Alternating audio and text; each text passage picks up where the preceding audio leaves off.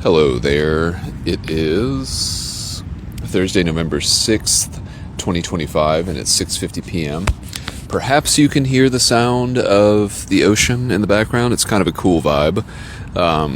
But you certainly probably will hear the sound of an airplane at some point. As I've noticed, this seems to be in the direct path of some sort of runway, not so far away. I'm basically, well, like Marina Del Rey kind of area, which, man, this is like, I met a local guy today named Guy. Shout out to Guy. Told you, my dude, shut you out. There's the airplane. Yeah, he was telling me that Venice Beach, which was kind of where I was originally looking at possibly staying, he was like, he was just generally like, you probably won't want to stay there. And he was definitely right. I mean, that would have been like sleeping at an amusement park in the middle of the day, basically. People everywhere, so many shops, so many restaurants. In fact, I think I can see it from where I am now, because there was like a Ferris wheel somewhere along the way, and I definitely see like a circular lighted thing in the distance. But this is a much better location. I just totally inhaled to peanut butter, nut, and honey burritos, so my throat is a little bit I don't know. It's well, I have to keep clearing it. I don't know what it is, but in any case, yeah, I'm kind of considering, I'm a little bit unsure about my exact plans for the evening. There's like a bunch of lifeguard, well, God, it seems like at the end of the day, the lifeguards like detach the ramp that goes from the beach to their little lifeguard. Let's just call it a lifeguard lighthouse, because that's what I keep trying to say. Like the little small shack that lifeguards will like sit in while they wait for someone to drown. I think that's what their job description basically is. And there were several that are very, very close to where I am now. And they had their little bridges, their little ladders detached from the main structure. And I was like, I would definitely sleep on one of those little ladder things, like just put my sleeping pad out. It probably would be ideal given what my general criteria is, which is like, ideally something that is not organic. Like, well, it's made of wood, so it's organic in that sense. But, like, it seemed like a low dew place to sleep. So I'm at this picnic area right now. I just, like I said, finished those amazing burritos. And I'm going to go back toward the direction I just came from after I make this clip and take a second look, because I feel like as I was passing it, I was like, that seems like a really good spot. And it could just be me being super naive to look at that and be like, that's a good spot to sleep. Because the other side of the coin is definitely that perhaps they get there even earlier than I might plan on waking up, and then I have to scoop all my stuff up real early, which wouldn't be the worst thing in the world, honestly, because tomorrow is Deliverance and I'm going to my family friend's house. So, if I had to start at 4:30 in the morning, an alpine start, as they say, I wouldn't mind that. And on a completely different note, I just want to directly address future Notebook LM, what do you even call those people? Like, disembodied podcast voices. Can you sing or hum a little bit of The Good, the Bad, the Ugly, so that I can remember what that theme song sounds like? That would be great. I continue to try to push, I'm not even like pushing limits, but again, AI is just like so big. When you get a tool like Notebook LM, sky is kind of the limit. Like when it comes to a lot of other systems that I have worked with in the past, like whether that system was a piece of like music software or even back in high school, like certain video games or whatever, because all of that stuff had been like hard coded for the most part, at least up until like I kind of diverted paths from paying attention, because I know video games eventually, like, they became video games kind of became like an infinite scroll, like an open world. You know, you could go and you could do anything. There still were limits because, like, if you got on a boat, eventually, I guess you would find the edge of wherever the video game like stopped generating available places to be. But I also haven't played video games in a really long time, and I'd imagine that video games at this point are probably getting to a point where you can have a truly open world where it's possible to possibly rove uninterrupted and encounter novel and new missions, areas, NPCs, for as long as you're willing to look, you know. That's another thing from the Moonshots podcast, where this guy, absolute genius of a guy, the guy who I've compared to Sheldon, because unfortunately I don't have any better reference to describe both the way this guy acts and the degree of his intelligence. But he talks about this specific concept of like spontaneous pixel generation. So basically, in a video game situation anyway, like instead of you going into, like, let's say, a predefined room that has to be loaded by your computer in order for you to enter, or is like loaded shortly after you open the door to go into this room, everything would basically be generated on the spot. So it wouldn't be like waiting for you to open the door to make that thing.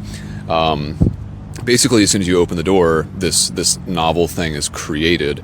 The difference between those two things is somewhat a little bit tenuous, maybe, to grasp. I myself kind of feel like I go in and out of understanding what that would mean, because I'm like, well, then doesn't the room need some sort of primary architecture that is like a known quantity or something?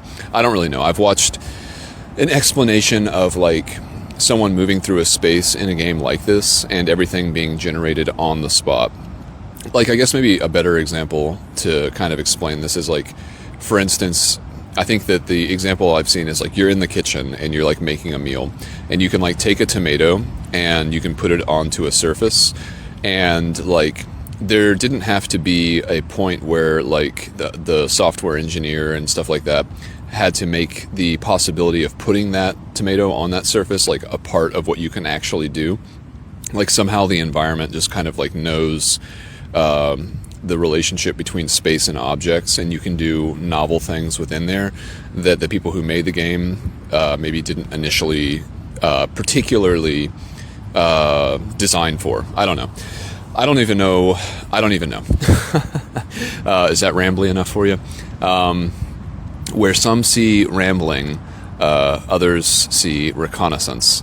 That was the thought that I had today, for no particular reason. But hey, shout out to my parents, my mom, Sharon, and my dad, David. Again, anonymity, names withheld for, political reasons. But secret safe with me, and shout out to y'all. But yeah, a very good day. I have my feet in the sand, doing a little bit of exfoliation, which is really nice. They need more sand on the AT. I think if there was an abundance of sand, it's possible that a lot of the foot troubles that people have could be more proactively addressed, maybe. I don't know. Sand is it's interesting because it's abrasive, but it's also very forgiving in a certain sense, like, I don't know. I've just, my feet have kind of been through the ringer a little bit. But these sandals that I got so long ago, back in like, I guess it was Missouri, yeah. They have been kicking ass, I would say. The people who I bought them from, I left a very florid and descriptive and appreciative Google review for them, because like I have never ever, and I probably talked about this back when I made the clip, but I have not listened to that one since I did. It kind of makes me want to. But yeah, like they were such good salespeople. Like they really listened to me, and they honestly got me the perfect sandal. Like I would have preferred them to be black, but beggars can't be choosers, and yeah, they've been great. They haven't really shown any signs of wear, which is also kind of amazing. No significant signs of wear, anyway. I feel like if I had a pair of tennis shoes, even just mostly biking, they would be in a lot worse shape than these sandals are. But anyway, do you hear the plane? The plane. Yeah. Pretty loud, huh? Yeah. Thankfully, the spot I'm thinking of is just a couple of stone throws away from this exact area, which does seem to be the repeated use of launching these planes. It's interesting too. I'd never really thought about it.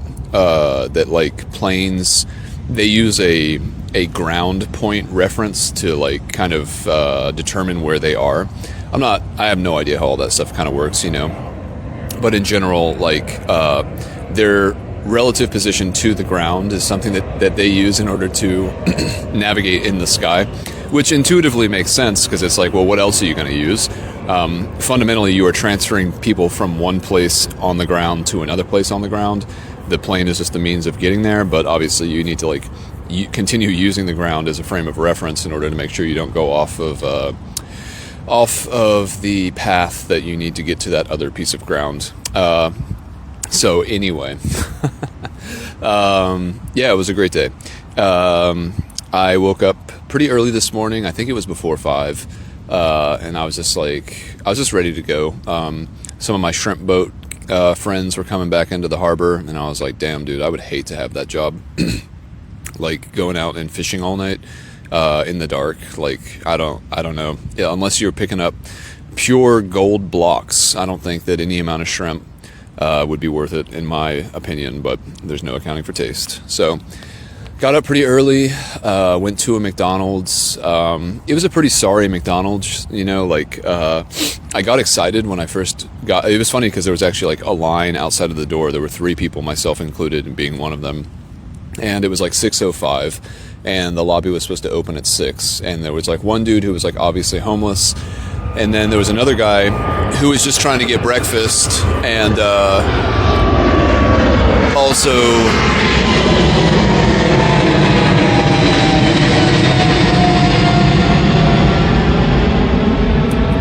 wow, that's so loud.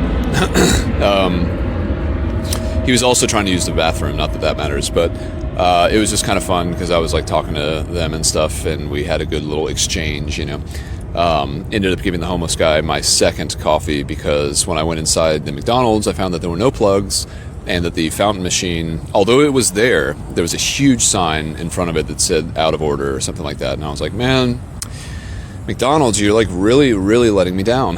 It's like, y'all used to be the bastion of like all things needful, like from charging everything, from electricity to calories. Like I would have a full system reset by the time I was like leaving McDonald's. I was like uncomfortably full, my devices would be topped off, and I'd be ready. I would need to push a 20 or 30 mile effort just to justify the gluttony that I had just indulged in. But this morning, no plugs, no water. So I was like, man, all right, well, thankfully, as I am coming to find, Starbucks is never too far away from McDonald's. So I ended up going to a Starbucks, and I was able to do some proper morning needfuls there. Did I do anything specifically? Well, I was playing around with a lot of Notebook LM stuff. Surprisingly, last night, maybe not surprisingly, but, there's like an ambiguous limit to how many Notebook LMs you can actually create at any given time. And even though I upgraded to the Gemini Pro package so that I could make more, first of all, if I can vent a little bit, they don't specify any kind of hard limit, which is really kind of annoying because it's like, well, if I know that this is a limited resource, I'm not just going to be making stuff on the fly like I have been, where I'll have like one little thought and I'll be like, what would a Notebook LM say about this based on this source? And so I hit that limit, and I was like, dang, I don't know when it's going to reset. But I have a friend who is interested in hiking the Pinhoti Trail. Shout out to my dude, John. And I was like, he was asking me what I thought about the experience. And I was like, dude, who cares what I'd say now? Like, I can make you a 20-minute podcast about the entirety of that experience from all 16 and a half episodes that I made while doing it. They would distill down that experience way better than if I even made like a emphatic clip about how great of a trail it was, which it really was a great trail. And I can hear myself. I listened to a couple of the clips today kind of by accident because I was doing all this stuff, downloading files, compressing files, trying to figure out a sneaky, creative way to get Notebook LM to like be able to ingest all of this material in the most efficient way possible, which ended up not working out, unfortunately. It's kind of a long story, but suffice it to say, I unsuccessfully tried to make Notebook LM, make a specific notebook for my Pinhoti Trail, and it was laborious and time-consuming enough for me to be there for long enough to charge all of my stuff, and then also I would say that it introduced the process of supercharging things, which is like when everything that I have is actually charged, I can actually start to cycle my headphones back and forth.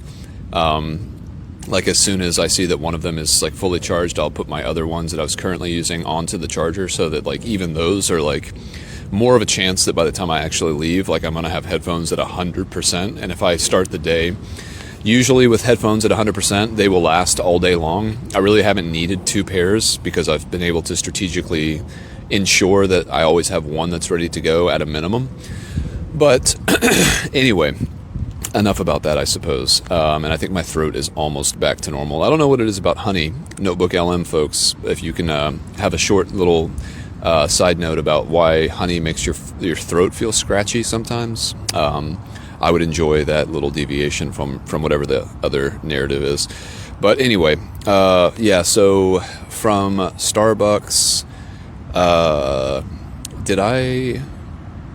it wasn't very far from McDonald's to Starbucks, and it wasn't very far from my campsite to McDonald's, so I only had about 2 miles under my belt at that point, maybe. So it was time for a push, time for a big push.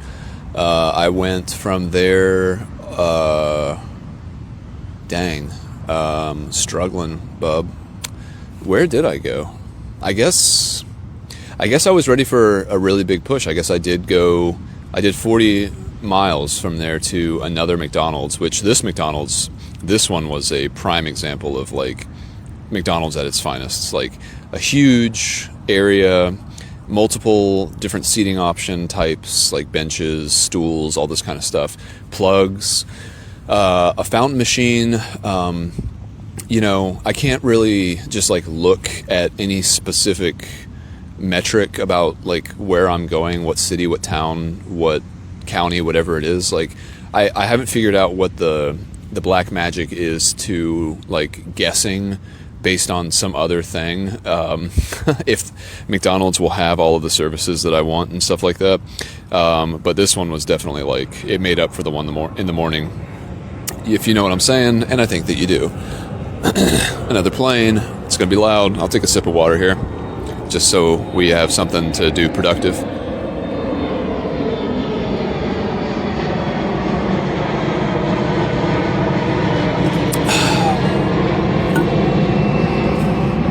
So, anyway, yeah, I was feeling pretty good, pretty supercharged after getting to that second McDonald's. I had what now has, historically on this journey, I really haven't eaten McDonald's for like lunch, and I haven't really liked, I've never really been like a huge like hamburger fan. Like I don't think that's like the best thing in the world since like sliced bread or whatever. I don't know what it is. It's just like they're good, but it's not like something that I'd rather have a chicken sandwich, but I don't really like chicken sandwiches from McDonald's. Chick-fil-A, on the other hand, oof, man, I guess I'm hungry, even though I just completely housed 2 wraps. But yeah, in any case, like I have started to change my preference for McDonald's lunches because this new power meal that I have, this double quarter pounder, a McFlurry medium latte with an extra espresso, and then just copious amounts of water. It's been like a really, really good way to set me up for like the second, like it's kind of like a slingshot thing, like how they do like satellites when they make them go around the moon to like pick up some additional acceleration so that they can get slingshot out into space at a higher velocity. Like that's what this lunch meal does for me. Like, it's got all the macros and more because it's got the stimulant of the caffeine.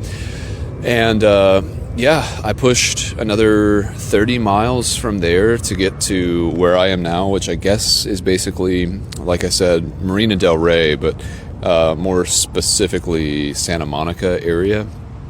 So I'm very close to my actual destination. And on the way here, I coincidentally went by an REI, and I was like, I love REI. So I went in and I bought a new chain, and I bought a new bottom bracket for my bike, which is nice. That takes one of the errands that I was going to have to run off of my plate.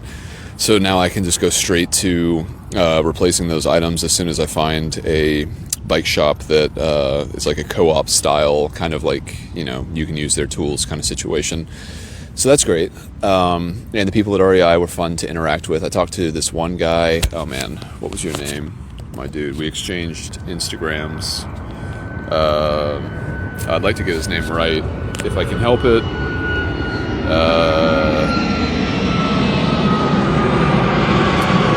Pretty loud.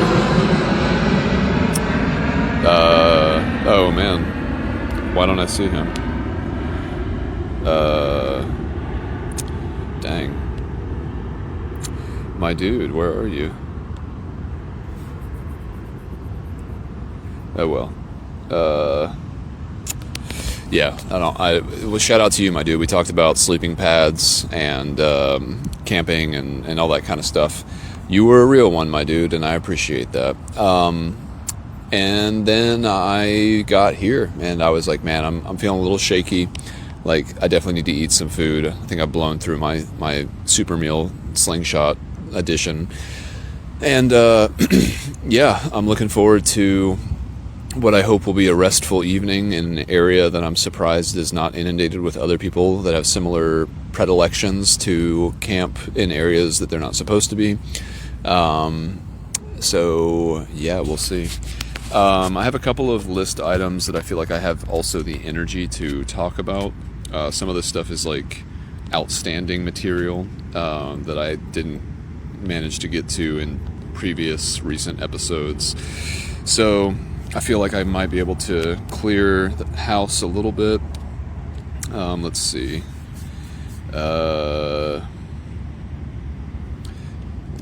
Let's see.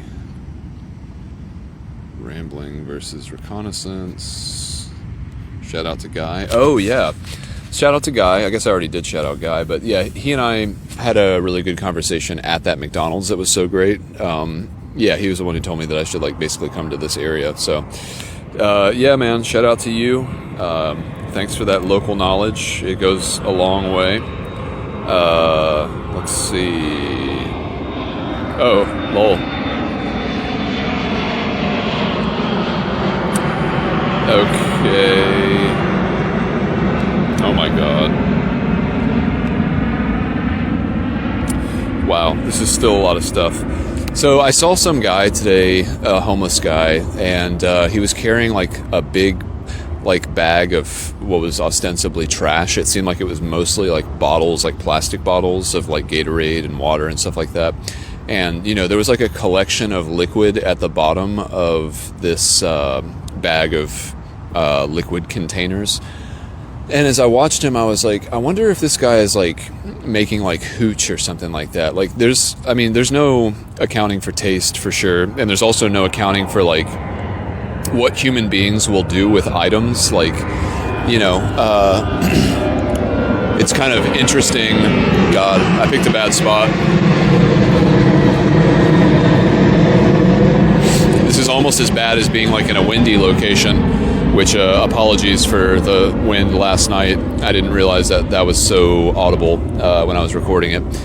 But yeah, you know, it's interesting when you see a homeless person who is like hoarding what is like at least categorically considered to be garbage. And so I don't know if this guy was actually trying to make like this homemade fermentation, like a mobile fermentation lab or something like that, so he could like basically just have a bunch of sugary drinks that he keeps in this bag all day, and then by the end of like certain periods you can drink it and get drunk basically, which, you know, there's obviously a lot of science to properly brewing alcohol in a safe way, but I'm also pretty sure that most of the time when you leave something out, some kind of mold or fungus is going to find it and try to eat it. So yeah, homeless mobile fermentation lab. That was a thought that I had today.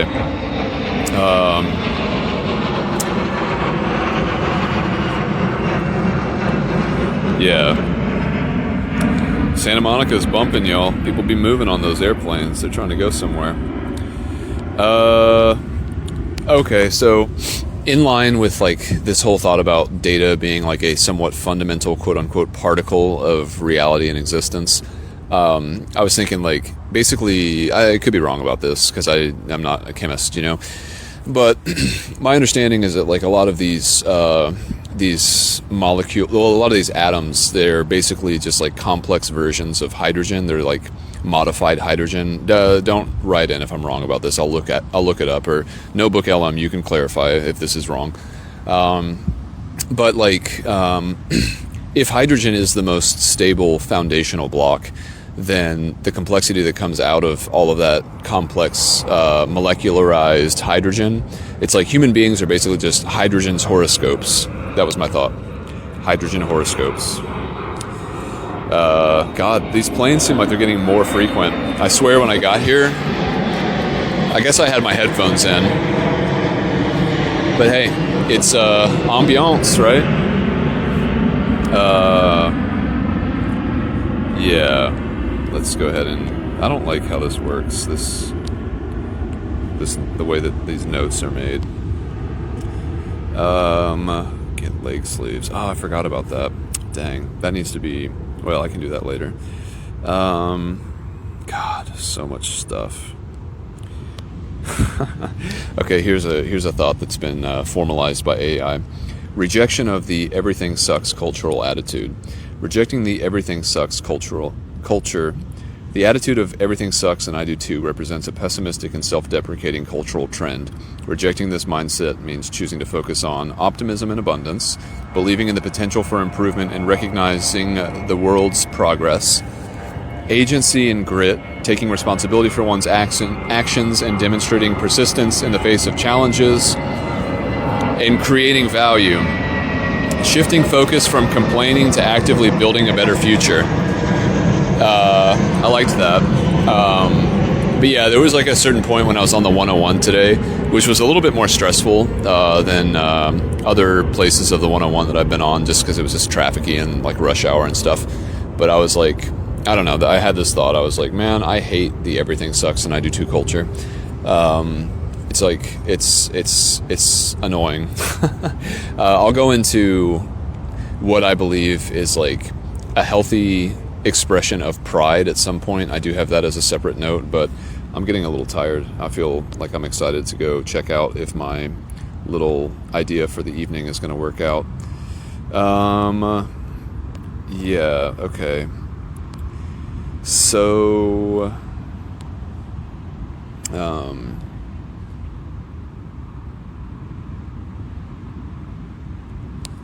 okay. So I think that it's popular right now in our culture to not like billionaires. And I think all of that, AI will fix in terms of just like wealth gap distributions and things like that. But while we're still, having fun with this antiquated system of value and resources and things like that, I don't know. I was thinking if the average person who I've heard complain about billionaires was offered a large sum of money by a billionaire to pursue their most deeply held desire and craft, I just want to know, I wonder if they would reject that offer on principle, or if they would actually do exactly what the billionaire would do, which would be to accept that money because it's more resources.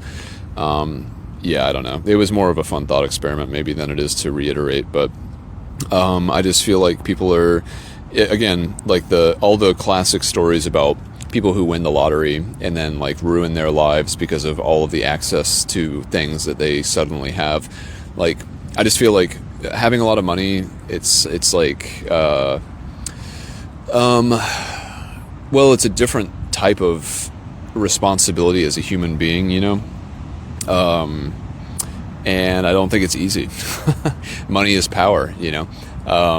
And I know that this is a very counterfactual belief, because, you know, people look at billionaires and they're just like so smug about like how unfair, or I don't know. I just feel like if anyone had the amount of money that they begrudge other people for, they would not do any better managing that or distributing that or even owning that than any of the billionaires that are like most common in this country.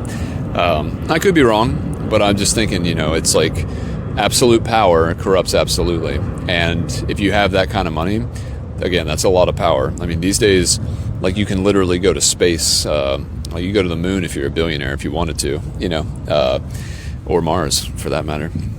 So let's see, 30 minutes. I feel like we're getting to a point where I'm pretty happy with things. And I'm certainly ready to hit the hay, my dude. Let's see, are there other things going on here? I have this whole list of crazy stuff. Yeah, this is funny. I guess maybe I'll end on this one. But, you know, okay, so there have been a couple of key points that Notebook LM has brought up in several notebooks that I have recently made. Or collaborated in making. God, this is miserable. I hope it's not as bad to listen to. But in any case, and one of the things that I really have liked their description of, because I'm like, wow, that's such a weird take, I love that, is that, like, I am someone who is trying to collaborate with this early iteration of AI where things aren't really synchronized in the most productive way. Like, it's very ham-fisted the way that I'm like using these tools for use cases outside of their original design, you know, which is why I want to make my own app, because I'm just like, well, I know where I want to fill in the gaps, and I know very clearly how I would want to achieve those things.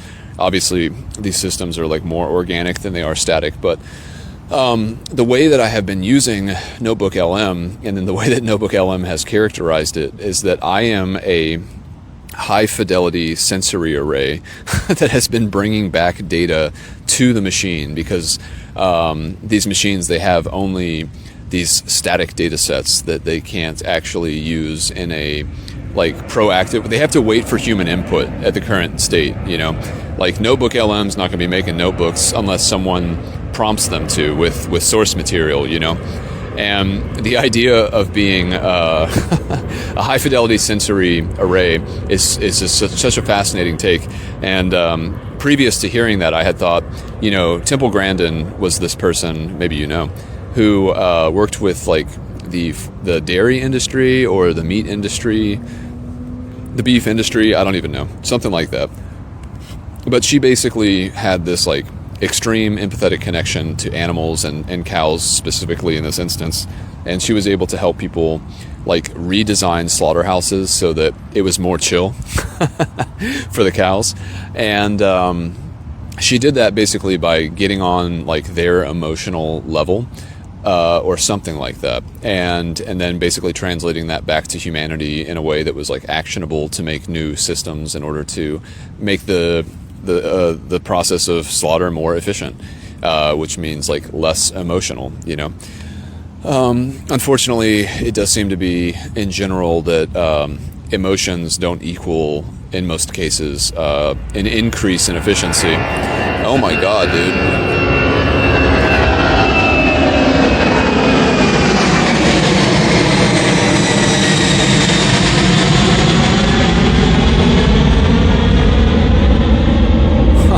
That's the loudest one so far. That was like deafening. Wow. So yeah, vote for me to be AI's Temple Grandin. There will be a link circulated, definitely by EOD. So check your inbox and stay tuned if you fancy. But yeah, for now I'm gonna go. I'm ready to do a little bit more reconnaissance, a little bit less rambling. And by the time I think I get all my stuff back together and ready for bed, I'll have a Notebook LM about this very episode to listen to. So again, I'm curious about testing the functional limits. can you guys whistle, hum, or sing any part of the good, the bad, and the ugly theme song that is most familiar and associated with Westerns? Because I just can't remember what it sounds like. Can you help me? Love you, bye.